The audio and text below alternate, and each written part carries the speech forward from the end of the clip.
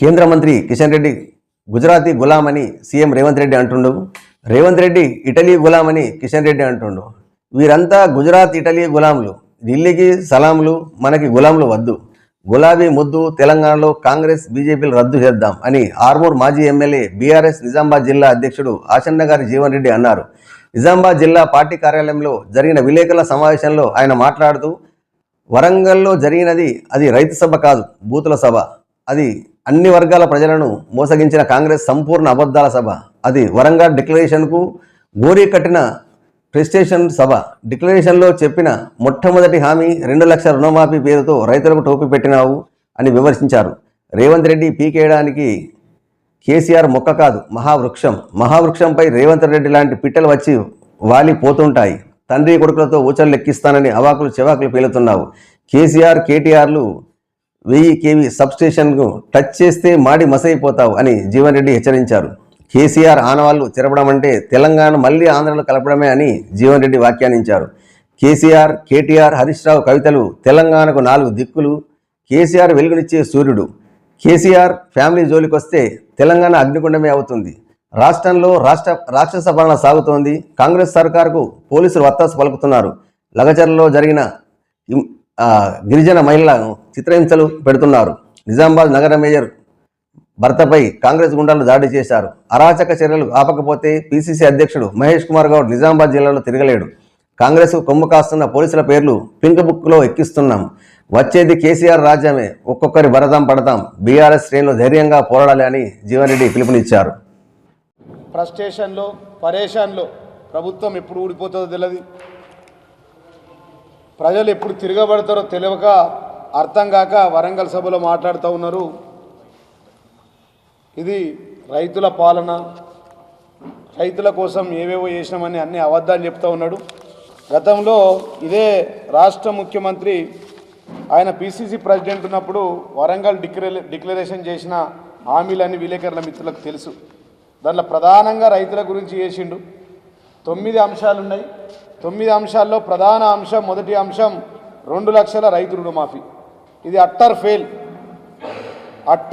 రైతు రుణమాఫీ విషయంలో 50,000 కోట్ల రూపాయలు ఈ రైతులకు బాకీ ఉన్న ఈ రాష్ట్ర ముఖ్యమంత్రి బాకీదారుడై ఫ్రస్ట్రేషన్లో, పరేషాన్లో ఏం చేయాలని అర్థం కాక రైతులకు రుణమాఫీ చేసినని దేవుళ్ళకే శటకోపం పెట్టినటువంటి ముఖ్యమంత్రి ఈ దేశంలో ఎవరు ఉన్నారంటే అది రేవంత్ రెడ్డి అని చెప్పి సందర్భంగా తెలియజేస్తున్నా.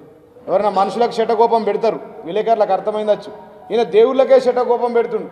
ఆర్మూర్ వచ్చి ఆర్మూర్ల సిద్ధుల గుట్ట సాక్షిగా మొత్తం రైతులకు రుణమాఫీ చేసిన అన్నాడు. ఇవాళ ఆర్మూర్కి వస్తే ముఖ్యమంత్రికి తెలుస్తుంది ఎంతమందికి రుణమాఫీ చేసినా, ఎంతమందికి ఏం చేసినా. ఈ వరంగల్ డిక్లరేషన్లో ఇందిరమ్మ రైతు భరోసా ఫెయిల్. కాంగ్రెస్ ప్రభుత్వం ఏర్పడిన వెంటనే ఏకకాలంలో 2 లక్షల రైతు రుణమాఫీ ఇస్తా అన్నాడు, అది కూడా ఫెయిల్. భూమి లేని ఉపాధి హామీ రైతు కూలీలకు 12,000 అన్నాడు, అది కూడా ఫెయిల్ అయిపోయిండు. మెరుగైన మద్దతు ధర అన్నాడు, మద్దతు ధర కూడా ఫెయిల్ అయిపోయిండు. 10 రకాల పంటలకు ఇస్తున్నాడు. మూతపడిన చక్కెర కర్మాగారాలు తెరిపిస్తున్నాడు, దాంట్లో కూడా ఫెయిల్ అయిపోయిండు. పసుపు బోర్డు తీసుకొస్తాడు. ఇది నిన్న సభ ఏదైతే వరంగల్ సభలో మాట్లాడిండో ఆ సభలో అంతకుముందు అదే ప్రాంతంలో వరంగల్ డిక్లరేషన్ అని చెప్పిన పీసీసీ ఆనాడు ప్రెసిడెంట్ ఉండే. ఈరోజు ముఖ్యమంత్రిగా ఫెయిల్ అయిన హామీలను ఫాదర్ ఆఫ్ ద లయర్, అబద్ధాలకు తండ్రి లాంటోడు ఈ ముఖ్యమంత్రి ఈ రాష్ట్రానికి. ఇది నిన్నటిది వరంగల్ విజయోత్సవ సభ కాదు, అది ఒక విషాద సభ. అది రైతుల పాలన కాదు, రాక్షస పాలన అని చెప్పి ఈ రాష్ట్రంలో కొనసాగుతుంది. రైతుల రాజ్యం కాదు. ఇవాళ మాట్లాడితే కేసీఆర్ నీ ఆనవాళ్ళు లేకుండా చేస్తాడు. కేసీఆర్ ఆనవాళ్ళు లేకుండా తెలంగాణ ఉంటుందండి? అసలు తెలంగాణ రాష్ట్రం వచ్చి ఆ రాష్ట్రంలో నువ్వు పీసీసీ ప్రెసిడెంట్ కావడానికి, ఈ రాష్ట్రంలో రాష్ట్ర ముఖ్యమంత్రి కావడానికి ఆ రోజు గౌరవ ముఖ్యమంత్రి కేసీఆర్ గారు తన ప్రాణాలను అడ్డుపెట్టి చావు నోట తలకాయ పెట్టి తెలంగాణ రాష్ట్రం తీసుకురాకపోతే ఈ బుడ్డార్ ఖాన్ ముఖ్యమంత్రి అసలు ఈ రాష్ట్రానికి ముఖ్యమంత్రి అవుతాడా అండి? తెలంగాణ అనే పదం ఉంటుందా ఈ రాష్ట్రంలో? కేసీఆర్ అనే మొక్కను పీకేస్తాడు. కేసీఆర్ అనే మొక్క కాదు, అది ఒక వటా వృక్షం. కేసీఆర్ అనే వ్యక్తి ఒక వటా వృక్షం, ఒక మహావృక్షం, ఒక పెద్ద రావి చెట్టు. అట్లాంటి చెట్టు నువ్వు ముట్టుకోలేవు. నీలాంటి నీ తాత జేజమ్మలు ఎంతోమంది పీకేస్తానని వాళ్ళు పీక్కొని పోయారు. కేసీఆర్ కేటీఆర్ను ఊచలు లెక్క పెట్టిస్తాను. ఏం ఊచలు లెక్క పెట్టిస్తావా? కేటీఆర్ అంటే 500 kV sub station, KCR 1000 kV substation. ఇళ్ళ మధ్యలో పోతావంటే నువ్వు మాడి మషం అయిపోతావు, మాడి మషమై బూడిదైపోతావు. వీళ్ళిద్దరిని టచ్ చేస్తే తెలంగాణ అగ్నిగుండంగా మారుతుందని చెప్పి ఈ రాష్ట్ర ముఖ్యమంత్రికి నేను తెలియజేస్తూ ఉన్నా. ఈ జిల్లా పిసిసి ప్రెసిడెంట్ మహేష్ కుమార్ గౌడ్ని అతి తొందర 2-3 నెలల్లో ఏ ఒక్క కాంగ్రెస్ లీడరు, కాంగ్రెస్ ఎమ్మెల్యే, ఈ పిసిసి ప్రెసిడెంట్ మహేష్ కుమార్ గౌడ్తో పాటు ఏ ఒక్కరు కూడా ఊర్లలో తిరగలేని పరిస్థితి వస్తుందని మీడియా మిత్రులకు తెలియదు. నిజామాబాద్లో మేయర్ భర్తను కొట్టిపిస్తా, మేయర్ భర్తను ఇక్కడ రాక్షస రాజ్యం, ఇది రైతుల రాజ్యం కాదు, ఇది సుభిక్ష పాలన కాదు. నిజామాబాద్ జిల్లా మేయర్ ఒక ప్రథమ పౌరురాలైనటువంటి ఆమె భర్తకే ఇలా ఈ రాష్ట్రంలో రక్షణ లేదు. వాడు కొట్టి చంపడానికి ప్రయత్నం చేసి సోషల్ మీడియాలో, యూట్యూబ్లో, ఇన్స్టాగ్రామ్లో, ఫేస్బుక్లో పెట్టి రసూల్ అనే వ్యక్తి ఇలా సుత్యతో దాడి చేసి రేవంత్ అన్న నన్ను కాపాడు, కాంగ్రెస్ నన్ను కాపాడు, నేను కాంగ్రెస్ వీరాభిమాని, కాంగ్రెస్ కార్యకర్తనని చెప్తా ఉన్నాడు.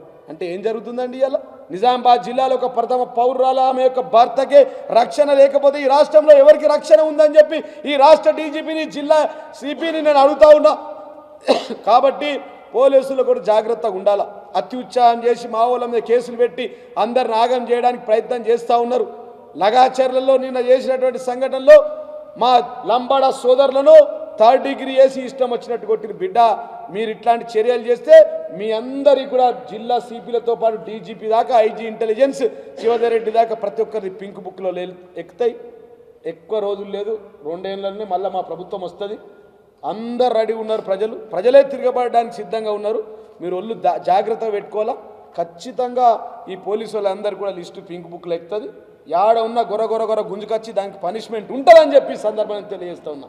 మీరు వెంటనే మా నిజామాబాద్ నీతు కిరణ్ మేయర్ గారి భర్త దాడి చేసిన వ్యక్తులను, దాని ఎన్నుకున్న కాంగ్రెస్ నాయకులను, ఒక జిల్లా పిసిసి ప్రెసిడెంట్ ఉన్న జిల్లాలో రక్షణ లేదు మేయర్ కంటే ఈ రాష్ట్రంలో ఎవరికి రక్షణ ఉంటుందని చెప్పి.